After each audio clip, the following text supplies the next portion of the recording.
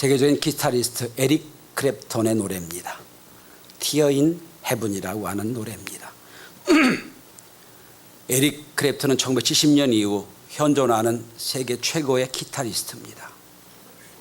영국이 낳은 3대 기타리스트 중에 하나입니다. 이분이 이 노래가 되어진 여러 가지 이야기가 있습니다. 올려주시면 됩니다. 친한 친구의 부인과 사랑에 빠져서 결혼도 하고 이혼도 했습니다. 그리고 마약과 알코올 중독으로 시달리던 에릭 클랩톤이 이탈리아 여행 중 만난 여인 로리 델 산토란 여인과 결혼을 하게 됩니다. 그 로리와 사이에 아들 코너가 탄생을 합니다. 코너 에릭톤이죠. 그 코너에 대한 사랑이 지극했습니다. 그리고 코너를 낳으면서 작정을 합니다. 더 이상 약물과 마약 중독에 빠지지 않겠다. 작정을 합니다. 그리고 영국에서 한참 공연을 하고 있을 때 아내로부터 급한 전화가 옵니다. 1991년 3월 20일 아들 코너가 뉴욕 맨하탄 53층 아파트 베란다에서 놀다가 떨어져 죽었다는 소식을 듣습니다. 그리고 연 공연이 끝나고 천국으로 보낸 아들을 생각하며 쓴 시에 노래를 붙인 겁니다. 내용은 이렇습니다. 천국에서 나를 만나도 너는 아빠를 알아볼 수 있겠니? 천국에서 너는 예전 모습을 하고 있을까?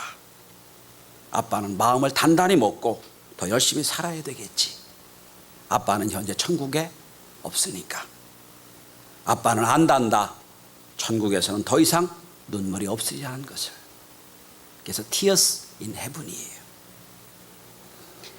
이 이후에 에릭 클랩톤은 자기 사재를 털어 카리브의 앤티카라는 작은 섬에서 700만 달러에 가지고 투자를 해서 마약 중독, 알코올 중독 치료센터를 짓습니다. 그리고 지금도 그 센터를 운영하고 있습니다. 그가 그토록 두려워했던 마약과 알코올 중독에서 해방된 이야기입니다. 이 Tears in Heaven은 1992년 러쉬라고 하는 영화의 주제가가 되었고 이 영화, 이 노래 한 곡 때문에 세계적인 스타가 됩니다. 자녀를 먼저 보낸 슬픔은 설명할 수가 없을 겁니다. 슬픔과 분노와 탄식과 한숨은 표현할 방법이 없을 겁니다. 에릭 클랩톤은 이것을 승화시켜서 자기 유익한 것으로 삼았습니다. 그런데 오늘 본문에 보면 남편을 먼저 잃은 과부인데 아들 하나 믿고 살아왔는데 그 아들마저 시름시름 앓다가 중병으로 죽었습니다. 그 한 여인이 지극한 슬픔과 분노와 억울함의 이야기가 오늘 본문에 나왔습니다. 저는 이 본문을 통하여 오늘 우리 시대의 모습을 살펴보려고 합니다. 이 본문을 통하여 그 사르밧 과부가 어떻게 이 슬픔과 분노와 억울함에서 해방되었는가, 치료되었는가, 이 말씀을 함께 나누면서 은혜를 나누고자 합니다. 오늘 이 사르밧 여인은, 사르밧 과부는 하나님의 심판으로 아합 왕이 워낙 못된 왕이니까 하나님의 심판에서 3년 6개월 동안 이 땅에 비가 오지 않습니다. 그래서 전 우리나라가 가뭄은 속에서 타들어가요. 혹시 우리가 잘못해서 하나님이 이렇게 우리에게 경고하신 거 아닌가 생각이 들 때가 있어요. 어쨌든 3년 6개월이나 비가 오지 않았어요. 그러니 어떻게 하겠습니까? 먹을 것도 없고 다 죽게 생겼어요. 그래서 하나님은 엘리야를 사르밧이라는 동네의 과부에게 보내십니다. 그리고 3년 6개월 동안이나 까마귀를 통해서 영양을 공급해 주셔서 살게 됩니다. 3년 6개월이 지났어요. 그리고 나서 오늘 그 사건이 일어나는 거예요. 오늘 아들이, 어린 아들이죠, 시름시름 앓다가 죽어요. 그러니까 감당할 수 없는 어려움과 슬픔을 당하자 이 여인이 태도가 달라집니다. 그리고 오늘 본문에 17절에 보면 18절에 보면 이 여인이 엘리야한테 와서 막 분노를 막 퍼붓습니다. 뭐라고 얘기합니까? 왜 당신이 우리 집에 와서 우리 아들 죽게 했습니까? 왜 당신이 우리 집에 와서 내 죄가 기억나게 합니까? 여러분, 사람이 할 말이 있고 하지 말 말이 있어요. 부부싸움을 해서 아무리 감정이 극악이 되더라도 할 말이 있고 하지 말할 말이 있어요. 그런데 3년이나 엘리야 때문에 죽을 수밖에 없는 사람들이 살아났는데도 불구하고 은혜는 싹 잊어버렸어요. 그리고 왜 당신 우리 집에 와서 이렇게 어려움을 주느냐, 그렇게 막 분노의 말을 막 퍼붓습니다. 그동안에 받은 은혜는 다 잊어버린 거예요. 독일에 있는 세계적인 한국의 철학자 중에 한병채라는 분이 계세요. 이분이 쓴 피로사회라는 책이 있습니다. 한국 사회를 이렇게 분석합니다. 한국은 피로사회다. 내용은 간단합니다. 아주 작은 책인데 그런 결론이에요. 한국 사회는 늘 내가 노력한 것에 비해서 대가가 적게 받는다고 생각되는 사회다. 내가 노력하고 애쓴 만큼 그만큼 내가 받지 못한다 생각하는 거예요. 그러니까 늘 필요한 거예요. 늘 분노와 억울함이 가득한 거예요.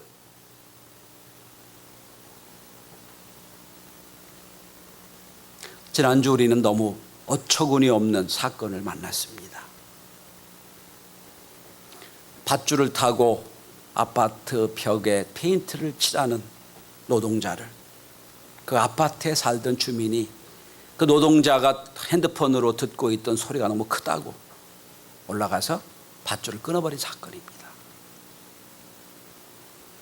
뙤약볕에 밧줄 하나에 의지해서 페인트 작업을 하고 있는 노동자에게 유일한 위안이 있다면 핸드폰으로 듣는 음악이 있을 겁니다.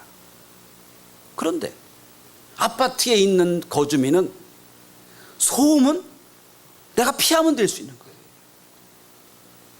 많은 위로를 받을 수 있는 게 있을 거예요. 근데 그게 싫다고, 시끄럽다고 올라가서 밧줄을 끊어버립니다. 그런데 밧줄 타고 있다가 어떤 방법도 없이 떨어져 죽은 이 노동자는 애가 5이 있는 노동자였습니다. 큰 애가 고등학교 2학년이고 작은 애 20개월 정도밖에 안 되는, 막내는 그 정도 되는 아이들이 있는 부모였어요. 지금 막 조사를 합니다. 그랬더니 정신과 전력이 있는 사람이었다. 그러면 마음이 편할 수 있지요. 아이고, 정신병이 걸린 애니까 그렇게 하겠지. 근데 전 그 사건을 보면서 그런 생각을 해봅니다. 어느 정신과 의사가 분석을 보니까 한국 사회는요 30% 이상의 국민들이 정신과 치료를 받아야 되는 사람들이래요. 그런데 단 7%밖에 정신과 치료를 받아본 적이 없대요. 그러니까 지금 도처에, 이 사회 도처에, 이 길거리에 어떤 사람이 다니는지 모르는 거예요. 지금.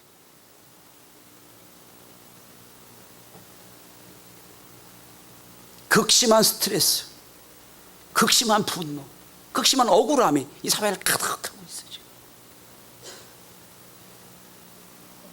오늘 본문은 병에 들려 죽은 이 아이에 대한 정보는 하나도 없어요. 이름이 무엇인지 몇 살인지 전혀 성경 관심 없어요.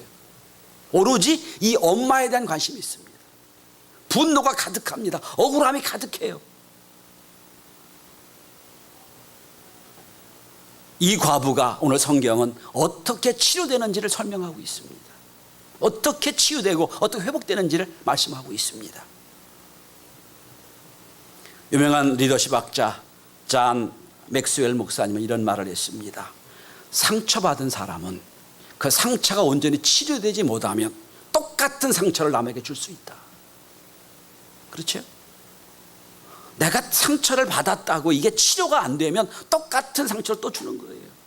못된 시어머니 앞에 속에 있는 변이 똑같은 못된 시어머니 되는 거예요. 상처가 치료가 안 되면. 인생 수업으로 유명한 정신의학자 큐블러 로스는 죽음에 대한 연구를 했습니다. 그리고 On Death and Dying이라는 책에서 사람이 충격적인 사건이나 죽음이나 암이나 큰 극심한 스트레스와 문제를 만날 때 겪는 5가지 현상을 얘기합니다. 이것이 5 스텝 오브 그리프란 아주 학술 용어로 나왔습니다. 대개 큰 사건이나 암경이나 큰 문제를 만날 때 사람에게는 5가지 단계의 심정 상태가 있다는 거예요. 첫째는 부정의 단계라는 겁니다. 그런 일은 절대 나에게 일어날 수가 없다. 암 선고를 받았으면 마음에 생각하는 게 잘못 진단했습니다. 그리고 여기저기 다음에 또 진단을 하지요. 부정하는 겁니다. 인정을 못하는 거예요. 두 번째 단계, 분노의 단계입니다. 내가 뭘 잘못했길래, 내가 그동안에 열심히 살았는데 내 이런 일이 왜 생겼을까? 분노가 몰려오는 단계, 억울한 단계예요. 오늘 여인은 그런 단계입니다. 지금 나 나름대로 열심히 주의 종을 섬겼는데, 나름대로 내 열심히 일을 열심히 했는데 나에게 왜, 우리 아들이 왜 이렇게 죽었습니까? 하는 분노의 단계. 세 번째 단계는 타협입니다. 이제 어쩔 수가 없다. 그래도 대개 이제 큰 질병에 걸린 분들 이런 타협을 하지요. 우리 애가 어리니까 애 결혼시킬 때까지만, 우리 애가 자립할 때까지만 나 좀 건강을 도와주십시오. 타협의 단계, 바게닝 단계입니다. 그 다음에 넘어가면 우울증 단계로 넘어갑니다. 우울의 단계지요. 치료를 하고 수술을 하고 하면서도 비용이 얼마나 들 텐데 고칠 수 있을까, 치료가 될까 하는 우울의 단계. 이게 넘어가면 그 다음은 수용의 단계로 된답니다. 이제 나에게 대한 감정도 누그러뜨리고 사회나 의사나 분노에 대한 것도 녹아버리고, 그리고 나름대로 자기 인생을 정리하는 단계가 간다는 거예요. 여러분, 어떻게 온 지금 한국 사회가 다 울분과 분노와 슬픔이 가득한데 도대체 어떻게 이 사회를 치유할 수 있을까요? 어떻게 내 가정이, 내 주위의 친구들이, 내 옆에 있는 이웃들이 이렇게 분노 속에 막 울분 속에 있는데 어떻게 치료할 수 있을까요?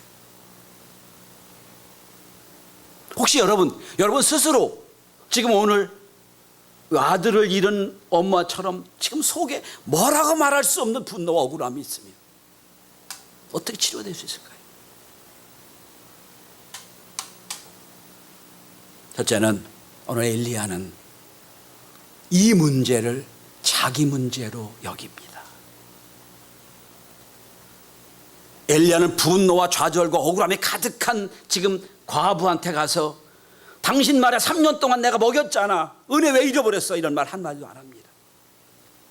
어떻게 당신이 과거 살았는지, 당신이 말에 3년 전에 밀가루 한 주먹 있고 기름 한 정 있는 거 그거 먹고 죽으려고 자살하려고 했던 사람을 내가 찾아서 당신 살려서 지금까지 먹여 살렸는데 무슨 일이냐? 이런 말 하지 않아요. 왜냐하면 분노는 분노를 낳습니다. 오늘 대신 이 엘리야는 이 죽은 아이의 죽음을 가지고 자기 방으로 들어갑니다. 오늘 성경은 자기란 단어가 3번 나와요. 자기가 거처하는 자기 침상, 내가 우거하는 집, 3번이나 나와요. 근데 여러분, 대개는 죽음을 나에게서 멀리 떠나보내려고 그럽니다. 나에게 가까이 오고 싶지 않아요. 제가 어릴 때 외갓집 예산에서 산 적이 있습니다. 제 외갓집이 좀 잘 사는 것 같았어요. 그런데 저희 외할아버님이 좀 독특한 행동을 하신 걸 봤어요. 그때는 우체부 아저씨들이 다 자전거를 타고 다녔잖아요. 자전거를 타고 편지를 전해줍니다. 근데 늘 그 편지는 노란색 편지였어요. 노란 봉투에. 근데 그 편지를 할아버님이 뜯어보시고선 절대로 그 편지는 대문 안으로 안 갖고 가십니다. 대문 앞에 그 편지만 놓는 함이 또 있어요. 거기다 구겨 놓으세요. 다른 편지는 꼭 대문 앞에 가서 텐마루에 앉아서 안방에 앉아서 읽으시는데 그 편지는 꼭 읽고 나서는 얼굴이 안 좋아지시고 대문 앞에다 꽂고 가세요. 나중에 그게 부고장인 줄 알았어요. 부고장은요, 대문 안으로 안 갖고 가시더라고요. 사람은 죽음을 이렇게 피하기 마련이에요. 근데 오늘 본문의 엘리야를 한번 보십시오. 죽은 아이를 달라고 그럽니다. 그리고 어떡하죠? 자기 방에 들어갑니다. 자기 방에 들어간 정도가 아니라 자기가 날마다 누워 자는 침대에 눕힙니다. 내 아들처럼 생각하는 거예요. 내 문제로 생각하는 거예요. 내가 죽었다고 생각하는 거예요. 내 침대에 그 아이를 눕힙니다.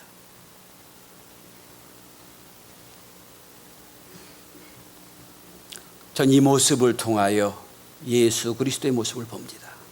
이 모습을 통하여 하나님 아버지의 사랑을 봅니다. 여러분, 하나님은 높고 높은 우주 하늘에서 인간들이 다 그런 모습이지 이렇게 구경하는 분이 아니에요. 가장 낮고 천한 인간의 모습 오십니다. 2000년 전에, 그것도 2000년 전에 그 당시도 가장 하층민이었던 목수 집에 아들로 오세요. 동생이 줄줄줄줄 있는 집에 오세요. 아버지 일찍 죽었고요. 아버지 대신 30년을 목수로 살아요. 지극한 가난과 곤고가 무엇인지 아시는 분이에요. 그리고 우리를 위하여 십자가 박아 돌아가십니다. 그런 분위기에 인간의 고통, 울분, 슬픔, 가난을 아시는 분이에요. 성도 여러분, 절망과 분노와 억울함에 시달리는 한 영혼을 살리는 일이 그냥 한두 번 커피 먹는다고 될 일이 아닙니다. 한두 번 만나 차 한 잔 먹고 밥 한 번 먹는다고 그 영혼을 구원할 수 있는 게 아니에요. 그 영혼의 안타까움이, 그 영혼의 슬픔과 그 영혼의 억울함이 내 문제가 될 때 거기서부터 문제가 해결되는 겁니다. 예수님은 불쌍하고 곤고한 영혼을 보실 때마다 눈물을 흘리셨어요. 오병이어 기적을 일으킬 때 왜 일으킨 줄 아세요? 하루 종일 주님 쫓아다니라고 다 궁핍했어요. 빈들이에요. 먹을 것도 없어요. 그때 주님이 가진 것 갖고 5,000명 이상을 먹이는 기적을 이끌으신 거예요. 기적에 일어난 현장 중에 예수님의 불쌍한 마음이 있는 거예요. 영혼을 살릴 때, 병자를 살릴 때 늘 주님이 하신 말씀이 불쌍히 여기사, 긍휼히 여기사, 이 말이 나오는 거예요. 긍휼이란 단어가 원래 하나님의 자궁이란 뜻이에요. 하나님은 여자도 아니고 남자도 아니잖아요. 그런데 하나님의 여자라면 그 속에 있는 가장 아픔을, 가장 안타까움을 알 수 있는 그곳이라는 거예요. 구약의 예레미야 선지자도 무너지는 나라를 보며 함께 울었습니다. 그는 뭐 슬픔을 당한 이유도 없는 사람이에요. 무너지는 족을 보고 울었어요. 눈물의 선지자라고 하지 않습니까? 중보기도를 합니다. 중보기도의 기본 자세가 뭡니까? 네 문제다 이게 아니에요. 그 문제가 내 문제가 될 때, 그분이 병들어 고생하는 게 내가 병들어 고생하는 것이 될 때, 그 집에 아들 딸이 문제가 있는데 그 문제가 내 아들 딸의 문제가 될 때, 그 아픔을 느낄 때 거기서 기도가 시작되는 거예요. 우린 너무 객관적으로 살아요. 너는 너고 난 나고. 아니에요. 주님 말씀하십니다. 슬퍼하는 자와 함께 울라.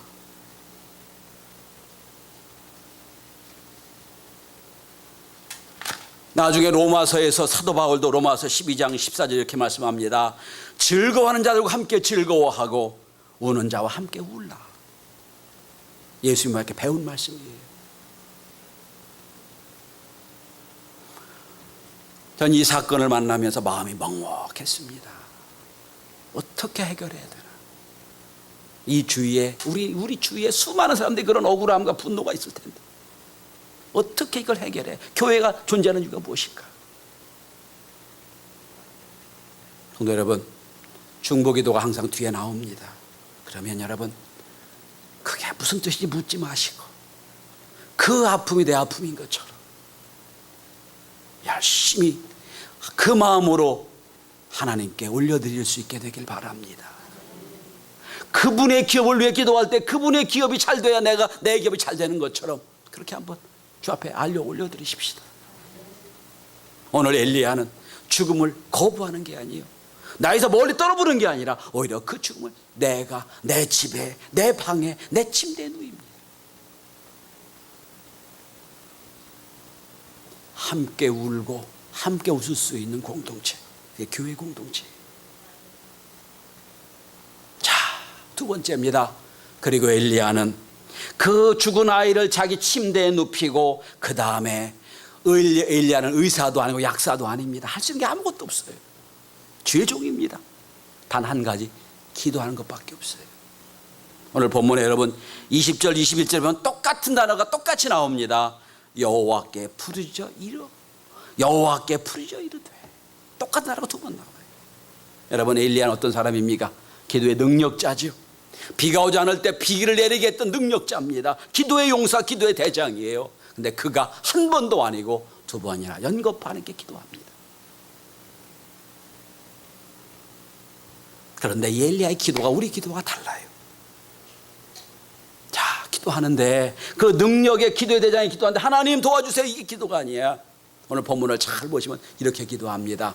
누운 침대에 죽어있는 아이들 침대에 자기의 눈과 그 죽은 아이의 눈과 자기 입과 죽은 아이의 입과 자기 가슴과 죽은 아이의 가슴이 밀착되도록 3번이나 엎드립니다. 3번이나 엎드려요. 죽음을 그냥 가져오는 정도가 아니라 그 속에 내가 들어가는 거예요. 어떤 주경학자가 이렇게 해석합니다. 내가 대신 그 아이처럼 죽는 것처럼 기도했다고 표현하고 있어요. 그런데 여러분, 제사장은, 주의 종들은 더럽고 죽은 거 만지면 안 돼요. 부정해지니까. 그럼 예배를 드릴 수가 없어요. 제사를 집리할 수가 없습니다.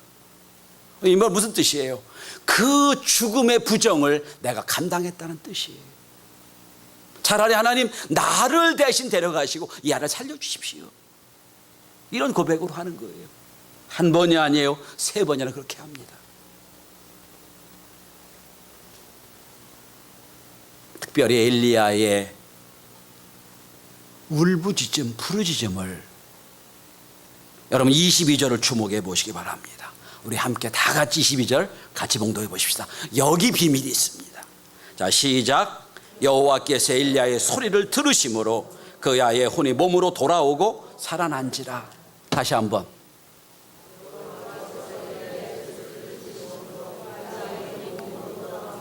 여러분, 엘리야가 기도해서 소질렀어요. 기도했지요. 기도했단 말이에요. 그런데 무엇처럼 들렸어요? 소리처럼 들렸어요. 거룩 하시고 전지전능하신 하나님 이렇게 점잖게 기도한 게 아니란 얘기예요, 여러분. 마치 죽은 아이의 엄마가 울부짖듯이 엘리야가 대신 울부짖은 거예요. 그래서 하나님이 뭘 들으셨다고요? 엘리야의 소리를 들으셨다고요. 소리를 들으셨어요. 엘리야의 아픔이 하나님께 전달되는 순간이에요. 오늘 죽은 아이의 어머니의 아픔이 엘리야에게 전달됐고 엘리야의 아픔이 하나님께 전달됐어요. 하나님이 그 엘리야의 소리를 들으시고 그 아이를 살려주셨어요. 자, 지금부터가 결론입니다. 아주 중요한 말씀이에요.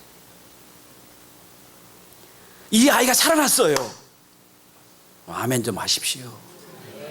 꼭 이렇게 얘기를 해야 아멘 해요. 우리 못 맞춰요, 그죠? 여러분, 살아났어요. 살아났어요. 근데 여러분, 사르밧 과부가 그 아이를, 살아난 아이를 나눠주니까 그 아이를 붙잡고 이렇게 말합니다.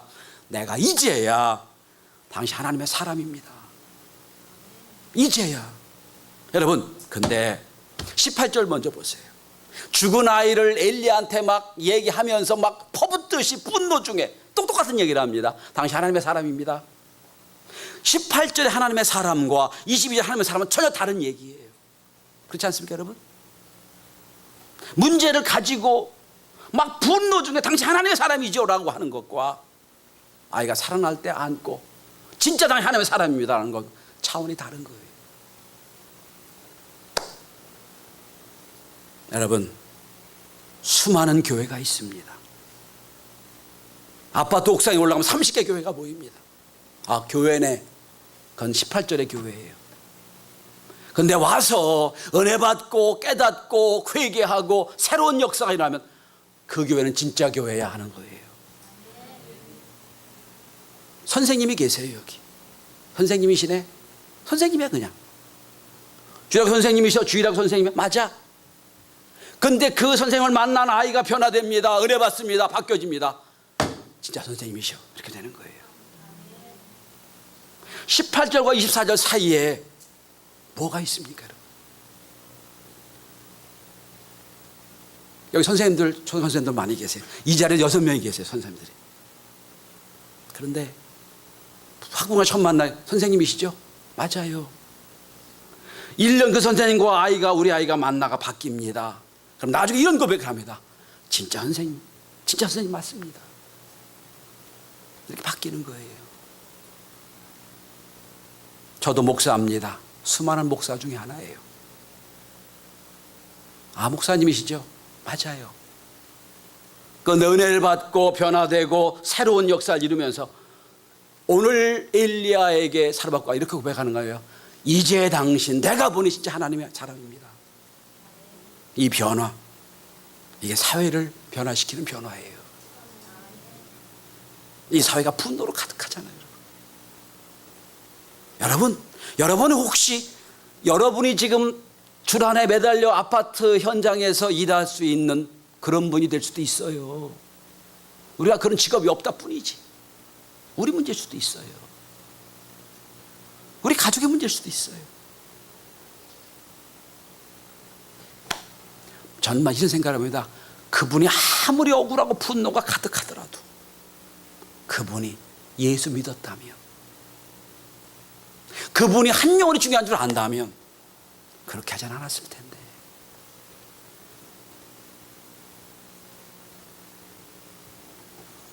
우리 주위에 세상 걱정과 분노로 가득한 사람들이 많이 있어요.